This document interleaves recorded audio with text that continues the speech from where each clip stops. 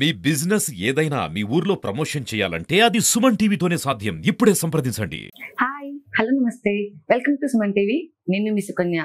ఈ రోజు అయితే మనం కావలి నియోజకవర్గ ఎమ్మెల్యే దగ్గుపాటి వెంకట కావ్య కృష్ణారెడ్డి గారితో ఉన్నాము.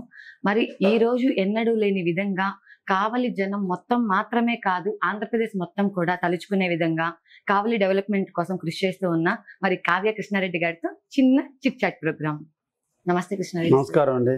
ఎలా ఉన్నారు సార్? బాగున్నా, fine. Sir first of all starting మిమ్మల్ని క్వశ్చన్స్ అడిగి ఇబ్బంది పెట్టాను, కానీ మీరు ఎన్నైనా అడగండి. ఎలక్షన్స్ అయిపోయిన తర్వాత అందరూ హ్యాపీగా టూర్స్ కి వెళ్ళిపోయారు. మీరు మాత్రం 2 రోజులే రెస్ట్ తీసుకున్నారంట. అప్పటి నుంచి కూడా ఇప్పుడు దాకా విరామం లేకుండా వర్క్ చేస్తూనే ఉన్నారంట ఈ 2 months నుంచి. ఏంటి సార్ మీకు అంత ప్యాషన్ అసలు? నేను ఫస్ట్ నుంచి కూడా వర్క్ని నమ్ముకున్నాండి, కృషిని నమ్ముకున్న వ్యక్తిని. చిన్ననాటి నుంచి ఆడంబరాలకు దూరంగా నిడారంబరంగా జీవితాన్ని గడిపిన వ్యక్తిని. నాకు తెలిసింది మానసిక ప్రశాంతతకు మించిన టూర్లు లేవు, మానసిక ప్రశాంతతకు మించినటువంటి తీర్థయాత్రలు లేవు. దీన్ని నా పుష్కలంగా నా హృదయంలో మానసిక ప్రశాంతత ఉంటుంది. పెదాల మీద మాట, హృదయంలో ఆలోచన రెండు ఒకటిగానే ఉంటాయి. అందుకనే నాకు కల్మషం లేదు కాబట్టి నాకు ఎప్పుడు ప్రశాంతత దొక్కుతుంది. అందులో ఒంటరితనంగా కూర్చుంటే నాకు ఎనలేని ప్రశాంతత వస్తుంది. అందుకని ఎక్కడికో తీర్థయాత్రలకు టూరిజంలకు వెళ్ళి కంటే కూడా నేను ఒంటరిగా ఉండటం నాకు ఇష్టం కాబట్టి నేను ఫస్ట్ నుంచి అదే ప్యాషన్. అందువల్ల దానికి అలవాటు పడిపోయాను. 2, నాకు రోజుకి కనీసం 10 నుంచి 15 గంటలు పని చేయాలి. అది శారీరకమా మానసికమా ఏదో ఒక పని అంటూ చేయాలి. ఆ ఎక్సర్సైజ్కి మేము అలవాటు పడ్డ వ్యక్తులు మేము. కారణం, పేద కుటుంబం నుంచి వచ్చాం, కష్టాలు ఎదుర్కొని వచ్చాం, బాధలను అనుభవించి వచ్చాం, అవమానాలు పాలై వచ్చాం. ఇవన్నీ ఎప్పుడు మా వీపును తరుస్తూనే ఉంటాయి మమ్మల్ని. ఆ గత స్మృతులను మేము మర్చిపోలేదు కాబట్టి నిరంతరం కృషిగానే పనిచేస్తున్నాం కాబట్టి మాకు మిగతా వాటి మీద అంత వ్యామోహం లేదు. అందుకోసమే గెలిచిన రోజు నుంచి ప్రజలకి నేను సేవ చేస్తానని చెప్పా, కావాలని కాపు కాసుకుంటానని చెప్పాను, కావాలని అభివృద్ధి పదాలు నడుపుతానని చెప్పా. చెప్పిన మాట మీద చెప్పినట్టే ఇప్పటి వరకు నాకు ఆత్మ సంతృప్తికరంగా నేను పని చేసుకుంటూ పోతున్నాను. కావలి అందరూ ఈ రోజు మాట్లాడుకుంటున్నారు అని అంటే మనం సెల్ఫీ పాయింట్ ఒక ఐకాన్ గా సృష్టించారు మీరు. దానిని మీ కూతురు అల్లుడు గారు సంహితారెడ్డి గారు నిర్వహించారని చెప్పేసి అని అంటున్నారు. అది ఎంతవరకు నిజం? మా పిల్లలిద్దరు కూడా కావలికి ఏదో ఒకటి అంకించాలి, కావలికి వస్తే ఒక ఫ్రెండ్ని ఎక్కడికి తీసుకెళ్ళాలి, కావలికి అంటూ ఒక గుర్తింపు ఏది అనేది వాళ్ళ ఆలోచన. దాన్ని ఒక సెల్ఫీ పాయింట్. ఇప్పుడు జరుగుతున్న నవనీతమైనటువంటి యుగంలో ప్రతి ఒక్కరూ ఫోటోకి ఇచ్చిన ప్రాధాన్యత దేనికి ఇవ్వడం లేదు. నలుగురు కలిస్తే ఒక సెల్ఫీ తీసుకోవటం, 2 కలిస్తే ఒక సెల్ఫీ తీసుకోవటం, ఒక మంచి సీనరీ కనిపిస్తే అక్కడ పోయి ఒక సెల్ఫీ తీసుకోవటం. అంటే దేన్ని కూడా తన గత స్మృతులను భద్రపరుచుకునే దానికి ఈ సెల్ఫీల రూపంలో ఈరోజు తీసుకోవడం ఆనవాయితీంది. ప్రజలు ఏ ఆలోచనతో అయితే ఉన్నారో ఆ ఆలోచన దగ్గరగా మనం కూడా పోవాల్సిన అవసరం ఉంది. కాబట్టి కావలిలో ఒక సెల్ఫీ పాయింట్ ఉండాలనేది ఒకటి ఆలోచనకు వచ్చింది. ఆ ఆలోచనలో భాగంగా ఒకటి, కావలి మాకు జన్మనిచ్చిన ప్రాంతం. ఈరోజు రాజకీయ నాయకుడిగా నాకు ప్రస్థానాన్ని ప్రసాదించిన ప్రాంతం కావలి. రాజకీయంగా నన్ను గెలిపించిన ప్రాంతం నాకు కావలి. అటువంటి కావలిని ప్రేమించక ఏ దేశాన్ని ప్రేమించాలి నేను? కాబట్టి కావలిని ప్రేమించాలి, కావలి మీద మమకారం పెరగాలి అనేటువంటి ఆలోచన నాలోతో పాటు కావలి నియోజకవర్గ ప్రజలందరూ కూడా ఉండాలనే ఆలోచనతో రూపొందిందే ఐ లవ్ కావలి. కాబట్టి మేము నిరంతరం కావలిని ప్రేమిస్తాం, కావలిని ఆరాధిస్తాం, కావలి మీద మమకారం ఉంటుంది. కావలికి అంటూ వచ్చిన ప్రతి ప్రేమికుల్ని మేము ఎప్పుడూ అభిమానిస్తూనే ఉంటాం.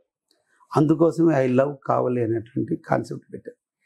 నేను విన్నంత వరకు దానికి ముందు ఆ ప్లేస్ లో ఒక అమృత పథకం మంచి స్థాపన కోసం చేసిన పైలాన్ అనే దాన్ని వేరే రాజకీయ వర్గ నాయకులు కూలగొట్టేశారు కదా. ఇప్పుడు అదే ప్లేస్ లో మళ్ళీ మీరు ఒక ఐకాన్ గా గుర్తుకు రావాలన్న ప్లేస్ లో 100 అడుగుల జాతీయ జెండాని సృష్టించి నాయకులు బొమ్మలు పెట్టించి ఐ లవ్ కావలి అనే సింబల్ ని పెట్టించారు. అదే ప్లేస్ ని ఎందుకు ఎంచుకున్నారు? ఒకటి, ఒక రాజకీయ వ్యవస్థలో అభివృద్ధి చాలా గొప్పది. కావలి ప్రజలు ఓట్లేసి గెలిపించింది కావలికి అభివృద్ధి చేస్తానని, కావలిని ధ్వంసం చేస్తానని కాదు. ఆ నాయకుడికి ఒక హితబోధ కావాలి.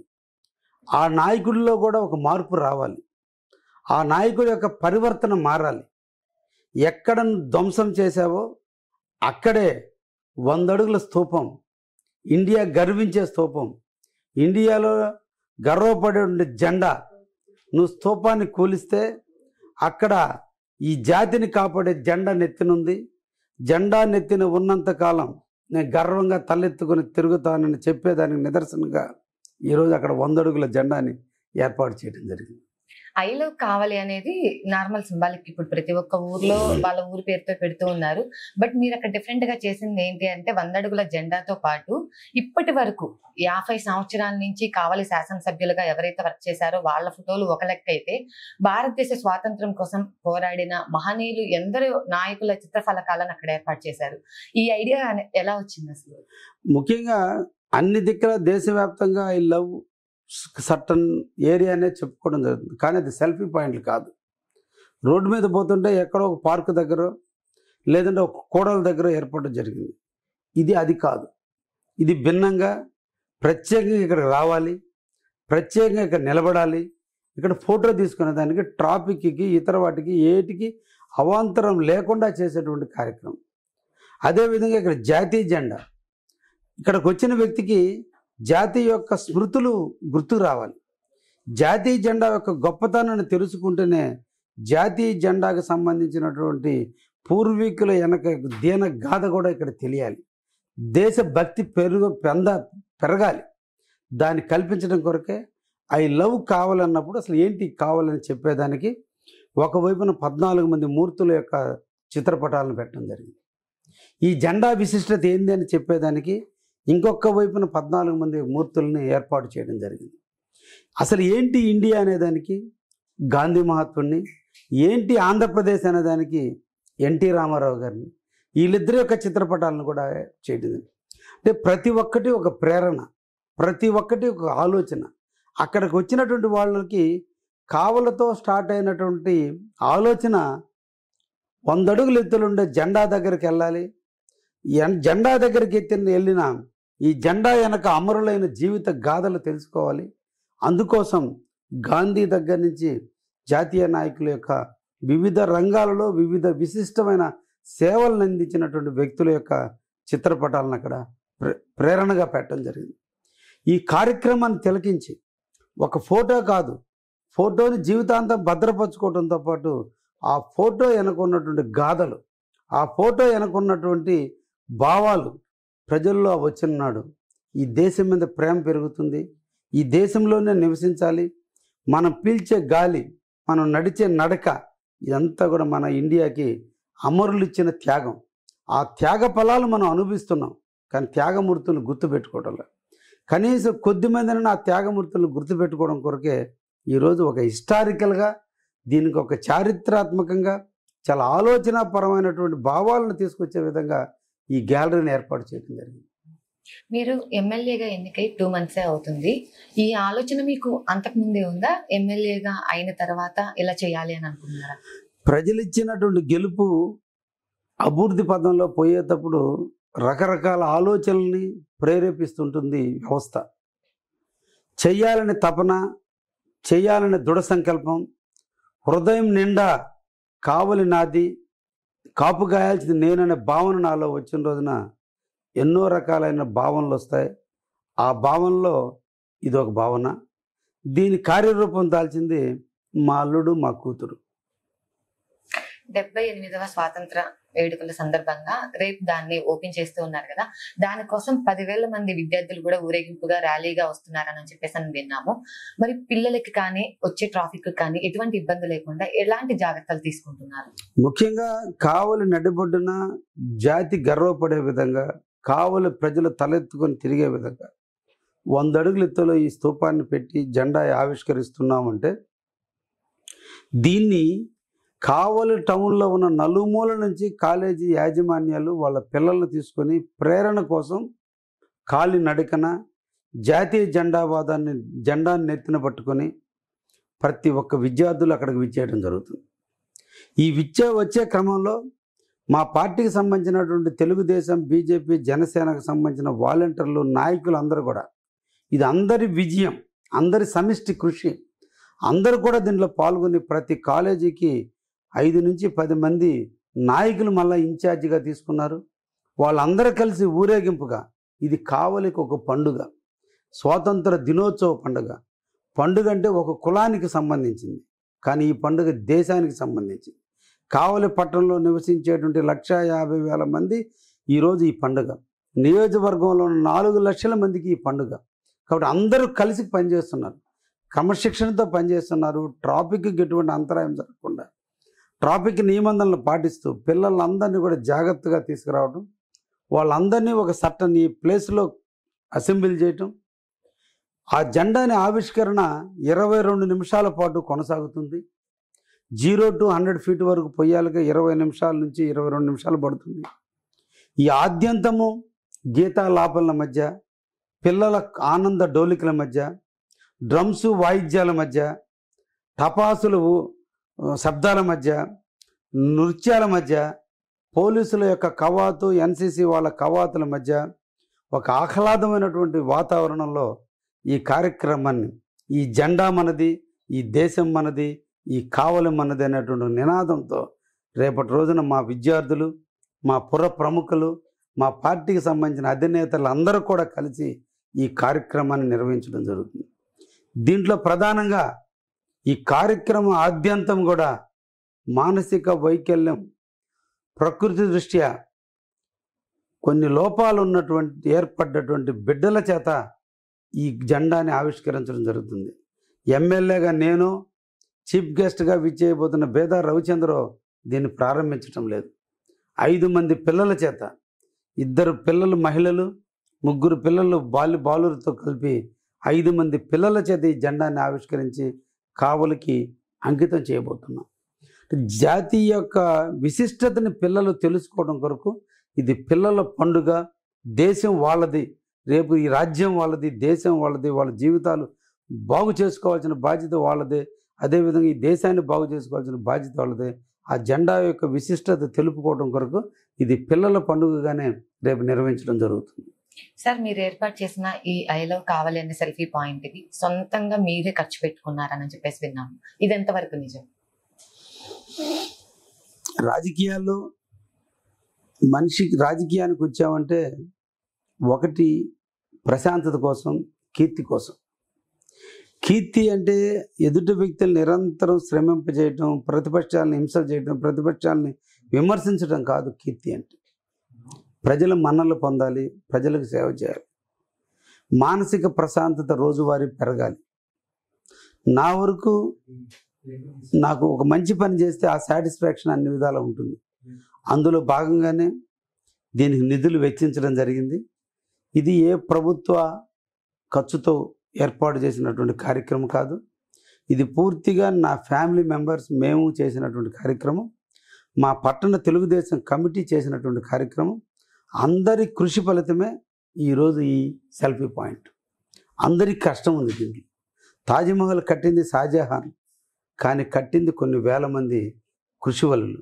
కాబట్టి ఈ సెల్ఫీ పాయింట్ అందరి కావలి మీడియా, పార్టీ నాయకులు అందరి కృషి ఫలితం ఈరోజు అక్కడ వచ్చింది. కాబట్టి ఇది ఒక పాయింట్గా మిగిలిపోయింది, చారిత్రాత్మకమైనటువంటి డెసిషన్గా కూడా ఈరోజు మిగిలిపోవడం జరిగింది. పేద బీద అనే తేడా లేకుండా ప్రతి ఒక్క పేదవాడి కడుపు నింపడానికి ఓపెన్ అవ్వబోతున్నాయి అన్నా క్యాంటీన్లు. అందరూ ఇవి చంద్రబాబు నాయుడు గారు ఇచ్చినంత మాత్రాన అవ్వవు అన్న సదుద్దేశంలో కూడా కొంతమంది ఉన్నారు, అనుమానపడ్డారు. మరి ఈ రోజు ఆ కోరిక కూడా నెరవేరుతుంది, ప్రతి ఒక్కరి కడుపు కూడా నిండుతుంది. దాని గురించి మీరేమంటున్నారు? మన కావల్లో ఎప్పుడు ఓపెన్ చేస్తున్నారు? అన్నం పెట్టేవాడు తండ్రి. బాధలను దిగమింగుకుంటూ ఎన్ని అవమానాలు దిగబెట్టు కూడా బిడ్డకు అన్నం పెట్టడం కోసం పోరాడేవాడు తండ్రి. ఈరోజు తండ్రి పాత్రలో శ్రీ నారా చంద్రబాబు నాయుడు గారు ఉన్నారు. పేద బడుగు బలహీన వర్గాల కోసం, ఆకలితో అలమటిస్తున్న పేదవాడి కోసం పట్టెడు అన్నం పెట్టాలని పెట్టినటువంటి కార్యక్రమే అన్నా క్యాంటీన్. ఈరోజు అన్నా క్యాంటీన్ని గత 5 సంవత్సరాలుగా గత ప్రభుత్వాలు నిర్వీర్యం చేసినాయి. పేదవాడు 3 పూటలా చేతులు 5 ఏళ్ళు నోట్లో పానీయకుండా చేసిన ప్రభుత్వం వైసీపీ ప్రభుత్వం. ఒక దుర్మార్గంగా పేదలకు కడుపు కొట్టినటువంటి ప్రభుత్వం. చంద్రబాబు గారు వచ్చిన వెంటనే 5 అంశాల మీద మొదటి సంతకం చేసిన దాంట్లోనే అన్నా క్యాంటీన్ ప్రారంభిస్తానని చెప్పడం జరిగింది. అందుకోసం రేపు ఆగస్టు 15వ తేదీన సాయంత్రం 6 గంటలకి ఆంధ్రప్రదేశ్లో ఉన్నటువంటి అన్ని అన్నా క్యాంటీన్లు అనుసంధానం చేస్తూ సార్ గుడివాడలో అన్నా క్యాంటీన్ని సాయంత్రం 6 గంటలకు ప్రారంభించడం జరుగుతుంది. మరుసనాటి ఉదయం నుంచి 16వ తేదీ ఉదయం నుంచి లాంఛనంగా అన్ని ప్రాంతాల్లో అన్నా క్యాంటీన్లు ప్రారంభం కాబోతున్నాయి. కావలలో కూడా 16వ తేదీ ఉదయం 7 నుంచి 8 గంటల మధ్య కాలంలో కావలలో కూడా అన్నా క్యాంటీన్ని వినియోగించుకోబోతున్నాం. కావల్లో ఉన్నటువంటి ప్రతి పేదవాడు ఈరోజు పట్టెడు అన్నం తినడానికి అవకాశం కల్పించినటువంటి చంద్రబాబు నాయుడు గారికి సందర్భంగా ప్రత్యేకంగా ధన్యవాదాలు తెలియజేస్తున్నా. దాదాపు 700 మంది రోజుకి అక్కడ తినే అవకాశాన్ని కూడా కల్పించడం జరిగింది. దీనితో పాటుగా ఇంకొక ప్రాంతంలో కూడా అన్నా క్యాంటీన్ కావాలని అడగటం జరిగింది. త్వరలోనే వాటి మీద కూడా సరైనటువంటి ఆలోచనతో ఇంకొక క్యాంటీన్ కూడా ఏర్పాటు చేయడం జరుగుతుంది. ఈరోజు తెలుగుదేశం ప్రభుత్వం నిరంతరం ప్రజల కోసం తప్పించే ప్రభుత్వం. ప్రతి ఒక్కడూ ఆనందంగా జీవించాలటం కోసం పరితపిస్తున్నటువంటి చంద్రబాబు నాయుడు నాయకత్వంలో ఈ రాష్ట్రం సర్వముఖ అభివృద్ధి చెందుతుందని కూడా ఆశిస్తూ ఉన్నాం. సార్, మీరు చూస్తేనేమో నూతన నాయకులు, అంతకుముందు ఎక్స్పీరియన్స్ లేదు. కొంతమంది అనుకుంటారు వీళ్ళు కొత్తగా వచ్చారు ఏం చేస్తారు అని, కానీ మీరు చేయాల్సిందంటే వితిన్ 2 months లోనే ఆల్రెడీ స్టార్ట్ చేసేసి చూపించారు. నెక్స్ట్ మీరు తీసుకుంటున్న కావలికి మహోత్తరమైన కార్యం ఏంటి? ముఖ్యంగా చెయ్యాలని సంకల్పం ఉండి, దేవుడు ఆశీస్సులు మనకుండి, అధినేత ఆశీస్సులు మనకుంటే చేయటం కష్టసాధ్యం కాదు. నాకు 3 ఉన్నాయి. చెయ్యాలని దృఢ సంకల్పం, మంచి క్యాడర్ ఉన్నటువంటి పార్టీ, ముఖ్యంగా మా కావలి నియోజకవర్గంలో ఉన్న కార్యకర్తలు అందరూ కూడా ఒక క్రమశిక్షణకి, ఒక మాటకి, నిబద్ధతకి నిలబడేటువంటి కార్యకర్తలు. నాయకుడిగా నేను ఒక్క మాట చెబితే ఆ మాటకు మరో మాటకు ఎదురు చెప్పకుండా కావలి అభివృద్ధికి పనిచేసేటువంటి నాయకత్వం మా కావలి నియోజకవర్గం. ఇటీవల కాలంలో కావలిలో గత 5 సంవత్సరాల నుంచి కావలి మున్సిపాలిటీలో సిల్ట్ తీసిన పాపాన పోల. 5 సంవత్సరాల నుంచి కాలువలు పొంగి ప్రవహిస్తున్నాయి. కాలువలో సిల్ట్ పేరుకుపోయింది. రోడ్డు మీదకి మురుగునీరు వస్తున్నా చూస్తూ పోయారు తప్ప ఏ ఒక్కరోజు కూడా పాలకులు సిల్ట్ తీసిన పరిస్థితులు రాలేదు. ఈ పరిస్థితుల్లో నేను వచ్చిన వెంటనే 73 లక్షల రూపాయలు శ్రీ నారా చంద్రబాబు నాయుడు గారు, మంత్రి పొంగూరు నారాయణ గారు 73 లక్షల రూపాయలు ఇమ్మీడియట్లీ కావలి అభివృద్ధి కోసం ఇవ్వడం జరిగింది. మా కార్యకర్తలు నాకు నిజంగా చాలా సంతోషం, చాలా గర్వంగా కూడా చెప్తున్నా. సిల్ట్ తీసే కార్యక్రమం అంటే చాలా మురికితో కూడుకున్నటువంటి కార్యక్రమం. దీనికి కూలి పనులు కూడా దిగటానికి సంకోచించిన రోజుల్లో మా కార్యకర్తలందరూ వాలంటీర్లుగా దగ్గరుండి ఎక్కడ సిల్ట్ ఉందో, ఎక్కడ చిల్ల చెట్లు ఉన్నాయో, ఎక్కడ రోడ్డు పక్కన ముళ్ళ పొదలు ఉన్నాయో, ఎక్కడ చెత్త ఉందో దగ్గరుండి క్లీన్ చేపించి వాటిని ట్రాక్టర్లకు ఎత్తి డంపింగ్ యార్డుకు తోలేంత వరకు తోటే నిలబడి కావలిని కాపు కాసుకునే దాంట్లో మా కార్యకర్తలు చేసినటువంటి కృషి నా భూతో నా భవిష్యత్తు. బహుశా ఎవరు కూడా ఆర్థిక లావాదేవీల కోసం చేస్తారేమో కానీ మన ప్రాంత అభివృద్ధి కోసం నిలబడ్డ వ్యక్తులు మా కార్యకర్తలు. అటువంటి కార్యకర్తల బలం ఉంది. తప్పకుండా ఇంకా భవిష్యత్తులో చాలా కార్యక్రమాలు చేయాల్సింది ఉంది. కావలిని అభివృద్ధి పరచాల్సిన అవసరం ఉంది. అన్నీ కూడా ఒక్కొక్క ప్లాన్ ప్రకారం చేసుకోకపోవడం కూడా జరుగుతుంది. ఏది ఆలోచన వచ్చినా ఆ ఆలోచన ఇంప్లిమెంట్ చేయాలన్నప్పుడు ఆర్థిక వనరులు చాలా ఇంపార్టెంట్ అయినటువంటి పరిస్థితి. కాబట్టి ఆర్థిక వనరులు బ్యాలెన్స్ చేసుకుంటూ అభివృద్ధి పదంలో కావాలని అభివృద్ధి చేసే దాంట్లో తప్పకుండా కృషి చేస్తానని కూడా ఈ సందర్భంగా తెలియజేస్తున్నాను. మీరు స్థాపించిన ఈ భారత నాయకుల సెల్ఫీ పాయింట్ అనేది చిరస్మరణీయం. ఇంకా జీవితకాలం ఎంతమంది నాయకులు వచ్చినా కూడా అది అక్కడ అలాగే ఉంటుంది. ఇది మీ చేతుల మీదుగా మీరు స్థాపించడం, మీరు ఓపెన్ చేయడం మీకు ఎలా అనిపిస్తుంది? ఇందాకే చెప్పా, గర్వం నా ఒంట్లో లేదు.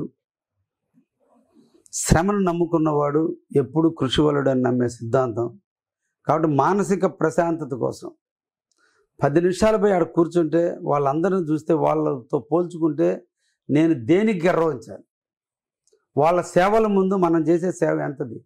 అది నిరంతరం హెచ్చరించే విధంగా ఆ చిత్రపటాలను ఏర్పాటు చేయడం జరిగింది. వాళ్ళ స్థాయి చూసిన రోజు మనలో ఏ రోజైనా ఒక్క రోజున తలకెత్తి ఎక్కిన గర్వాన్ని అక్కడికి పోయి చూస్తే మనం ఏ స్థాయిలో ఉన్నామో తెలుసుకోవడం కొరకు కూడా అది ఒకటి ఉంటుంది అనేటువంటి ఆలోచన ఉన్నాం.